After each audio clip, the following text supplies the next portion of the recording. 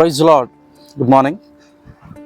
మీ అందరికీ ప్రభునామంలో శుభములు తెలియపరుస్తున్నాం. దేవుడు మరొక నూతన దినము మనకు అనుగ్రహించి తన యొక్క కృప చొప్పున ఇక మే 6 వరకు మనల్ని కాపాడుతూ నడిపిస్తూ వచ్చాడు. బైబిల్లో దేవుడు రోషము కలిగి ఉన్నాడు, ఉద్రేకం కలిగి ఉన్నాడు. God is jealous for Israelites, for his people అనే మాటలు మనము దేవుని యొక్క వాక్యంలో మనము చూస్తాం. క్వానా, QANA, క్వానా అనే చెప్పి ఒక హిబ్రూ వర్డ్ వాడడం జరిగింది. అంటే అర్థం ఏంటంటే దేవుడు తన ప్రజల కొరకు ప్యాషనేట్లా, అధిక ఆసక్తి, ఉద్రేకం, ఉత్సాహం, ఇంటెన్స్ డిజైర్ తన ప్రజల కొరకు దేవుడు కలిగి ఉన్నాడు. నిజంగా మన జీవితంలో అధిక ఆసక్తి, ఉద్రేకం, ఉత్సాహం మన జీవితంలో కార్యాలు జరగాలని ఎవరికి ఉంటుంది చెప్పండి? ఎవ్వరికీ ఉండదు.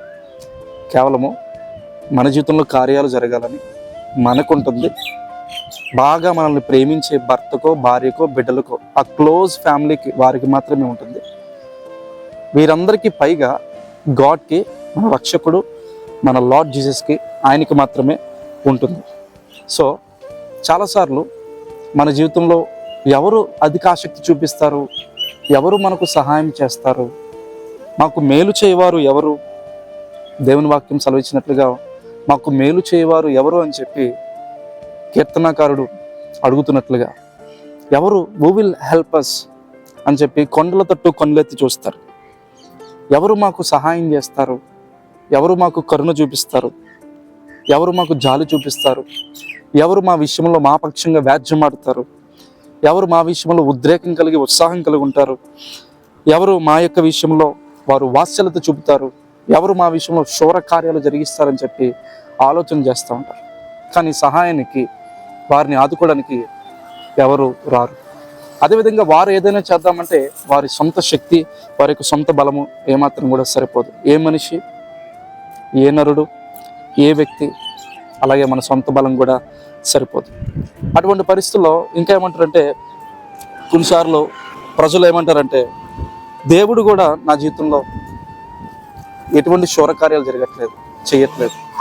నా జీవితంలో దేవుడు శూరకార్యాలు జరిగిస్తాడు అని చెప్పి నేను అనుకున్నాను, కానీ దేవుడు కూడా నా యొక్క జీవితంలో శూరకార్యాలు జరిగించలేదు. జాలి, దయ నా జీవితంలో ఆయన చూపించట్లేదు అని చెప్పి చాలామంది అనుకుంటూ ఉంటారు. అయితే ఈ యొక్క దినమున ఒక మాట మీకు జ్ఞాపకం చేస్తాను. ఇశ్రాయేలు ప్రజలు కూడా అలాగే అనుకున్నారు. యెషయా గ్రంథంలో 63వ అధ్యాయంలో 15వ వచనం మనం చూసినప్పుడు, పరము నుండి చూడము, మహిమోన్నతమైన నీ పరిశుద్ధ నివాస స్థలము నుండి దృష్టించము. నీ ఆసక్తి ఏది? నీ శౌర్య కార్యములు ఏవి? నా ఎడల నీకున్న జాలియు, నీ వాత్సల్యతయు అణిగిపోయినే. ఎంత బాధతో ఈ మాటలు వారు మాట్లాడుతున్నారు చూడండి. దేవా, నీ ఆసక్తి ఏది? ఒకప్పుడు నువ్వు చేసిన కార్యములు ఏవి? నీ శౌర్య కార్యములు ఏవి? నా ఎడల నీకున్న జాలి, నీ వాత్సల్యత అణిగిపోయాయి ప్రభువా. ఎందుకు ఈ విధంగా మమ్మల్ని విడిచిపెట్టావు అని చెప్పి యెషయా ఇశ్రాయేలు ప్రజల పక్షంగా, Isaiah is asking God to intervene as though God seems far away.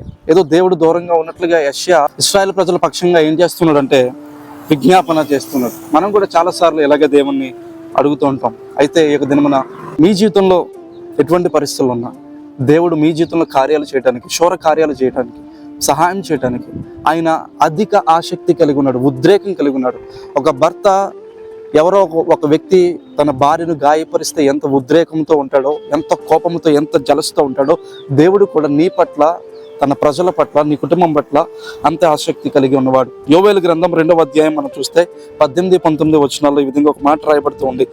అప్పుడు యెహోవా తన దేశమును బట్టి రోషము పూని తన జనుల ఎడల జాలి చేసుకొనెను.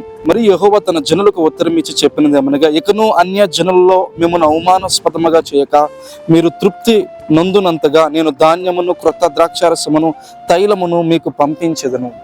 మరలా మన యొక్క జీవితంలో ఆ యొక్క దురవస్థ, కరువు, ఏదైతే ప్రతికూల పరిస్థితులు మన జీవితాల్లోకి వచ్చాయో, దేవుడట జాలి చేసుకుని ఆయన ఉత్సాహముతో, ఉద్రేకముతో, జెలస్ గాడ్గా ఆయన మన జీవితాల్లో ఉండి జాలి చేసుకుని అవమానాస్పదంగా మనల్ని చేయక తృప్తి పొందే విధంగా ధాన్యమును, క్రొత్త ద్రాక్షారసమును, తైలమును మనకు పంపుతానని చెప్పి అంటున్నాడు. అయితే మనం చేయాల్సింది ప్రార్థించడం.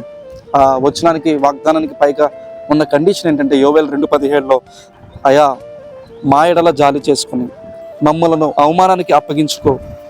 అనిజనులు అంటున్నారు, వీరి దేవుడు ఏమాయనని చెప్పి, ఇటువంటి అవమానానికి మమ్మల్ని అప్పగించుకొని చెప్పి కన్యలు తొడిగితే దేవుడు తప్పనిసరిగా కృపను చూపిస్తాడట. తప్పనిసరిగా ఇక దినమున దేవుడు అటువంటి కృపను మీ యొక్క జీవితంలో చూపిస్తాడు. ప్రార్థిద్దాం.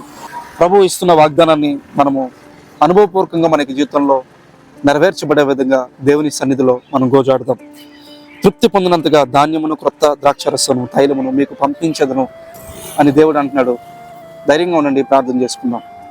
పరిశుద్ధ మీకు వందనాలు, మీకు స్తోత్రాలు. ఈ యొక్క దినమున బ్లెస్సింగ్ బ్రెడ్ని మీరు దీవించండి. ఈరోజు ప్రభా, మా జీవితాల్లో ఎవరు ఉద్రేకం కలిగి, ఉత్సాహం కలిగి, రోషం కలిగి ఎవరు మా పనులు చేయరు. మా జీవితంలో శూరకార్యాలు ఎవరు జరిగించరు. సైన్యములకు అధిపతి యెహోవా, సర్వశక్తిమంతుడైన యేసుక్రీస్తు ప్రభా, నీవు మాత్రమే మా ఆధారమయ్యా, నీవు మాత్రమే మా శరణమయ్యా. నీ ప్రజల జీవితాల్లో ఎవరైతే ప్రభా దేవా, అయ్యా మా జీవితంలో కార్యము జరగట్లేదని ఎవరైతే బాధపడుతున్నారో, నువ్వు రోషం పూనుకుని వారి జీవితంలో నీ కార్యాలు జరిగించమని, ఈ రోజంతా వారికి తోడుగా ఉండి మేలు చేయమని యేసుక్రీస్తు ఘనమైన శక్తివంతమైన నామంలో ప్రార్థించి అడిగి వేడుకొనుచున్నాము తండ్రి. ఆమేన్. ప్రభు చిత్తమైతే రేపటి దినమున మరలా కలుద్దాం. అంతవరకు ప్రభు కృప మీకు తోడే ఉండును గాక. ఆమేన్.